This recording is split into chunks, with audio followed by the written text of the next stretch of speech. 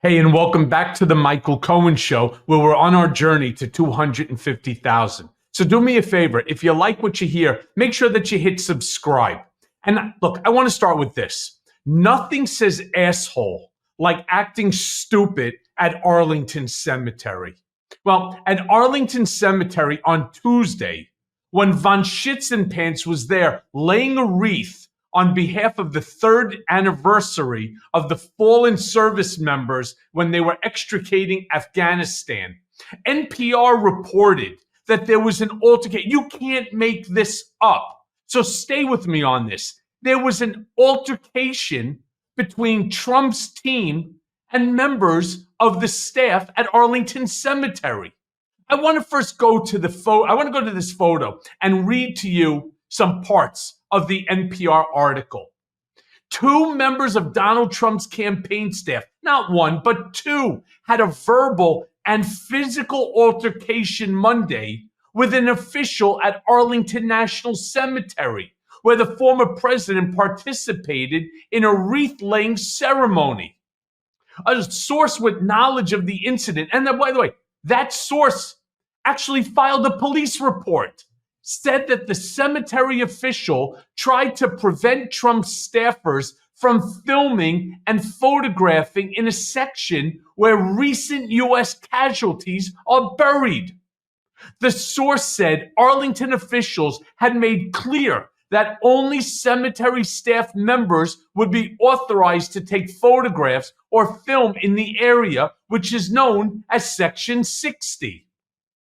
When the cemetery official tried to prevent Trump campaign staff from entering Section 60, campaign staff verbally abused and pushed the official aside, according to the source. This didn't stop there. Then and only then did Shady Vance decide that this asshole has to get involved. He has to protect the campaign. He has to protect the honor and the dignity of Donald Trump, despite making, again, a complete asshole out of yourself at a somber event in a somber place. This is Arlington National Cemetery. And there's a reason why they don't want people taking photographs in Section 60. It's newly buried individuals. This is their process. This is how they conduct themselves. And trust me, we've seen people on the Trump side act exactly the same way. You remember going back into 2015, 2016, when Corey Lewandowski manhandled a female journalist because they turned around and they were doing something that he didn't like? Well, why is this any different? They act with impunity. They think that they're Donald Trump. They act in a manner which is so inconsistent with our values. And then Shady Vance response. Let's watch this clip so you follow what I'm saying and where I'm going with this one. Well, I think, first of all, the altercation at Arlington Cemetery is the media creating a story where I really don't think that there is one. There is verifiable evidence. There is verifiable evidence that the campaign was allowed to have a photographer there. There's verifiable, they were invited to have a photographer there. There's verifiable evidence that the families of these poor people who had their loved ones die 3 years ago at Abbey Road, Abbey Gate, those 13 Americans, a lot of them were there with the president. They invited him to be there and to support them. That's not an insult to the memories of their loved ones. They wanted Donald Trump there, and thank God that we have a president who stands with our veterans instead of one who runs away from them. Now Amazing that there are people so stupid in that background applauding for this fool. First of all, let me be very clear. This is not media driven, okay? This is not created by fake news outlets. This is a filed police report, all right? An incident report by a member of Arlington Cemetery. Person who told them you are not permitted to film in Section 60. So I like how they use the term. I like how Shady here is using the term verifiable evidence. What verifiable evidence are you saying? Where is this verifiable evidence? Why don't you post it? Why don't you post it on Donald's Untruth social platform? Why don't you do something like that? And nobody's saying that they weren't allowed to film the wreath ceremony, the whole 9 yards, despite the fact that it's the same asshole who went ahead and called, especially those who had lost their lives, the ultimate sacrifice for America's democracy, losers and suckers, right?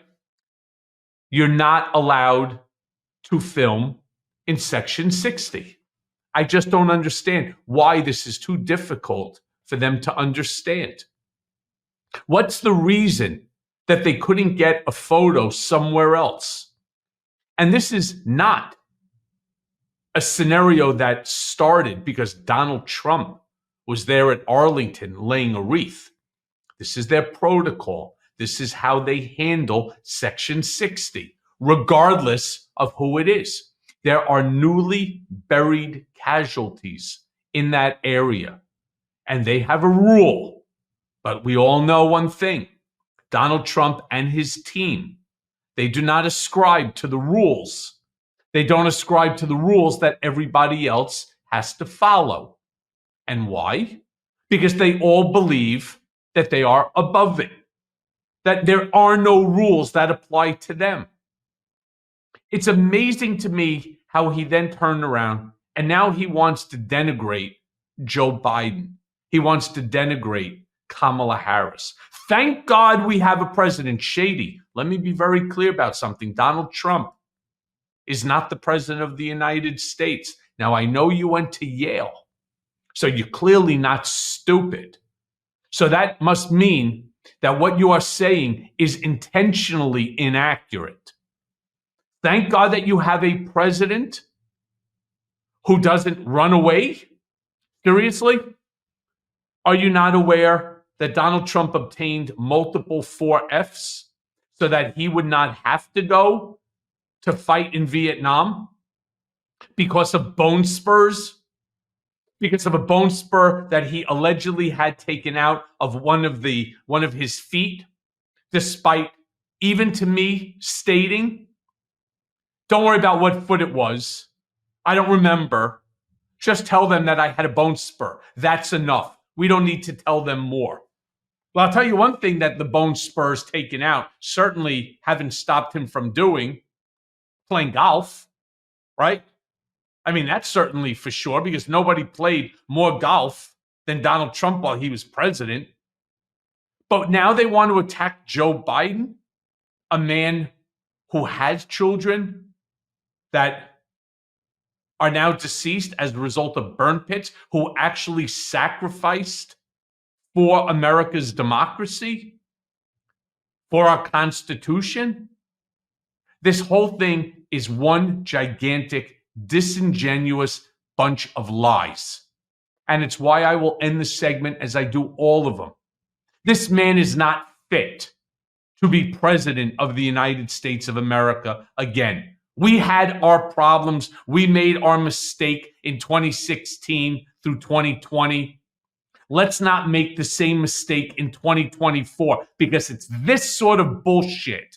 It's this sort of lies. It's this sort of denigration of our service members, alive and deceased, that we cannot have in the White House. And it's why I will end this by saying, vote Harris Walz in 2024. Hey, everyone. First of all, thanks for watching. I mean, we're going to be posting daily episodes with reactions and talking about politics. We'll be talking about everything, in fact. So please like and subscribe. Join us on this journey.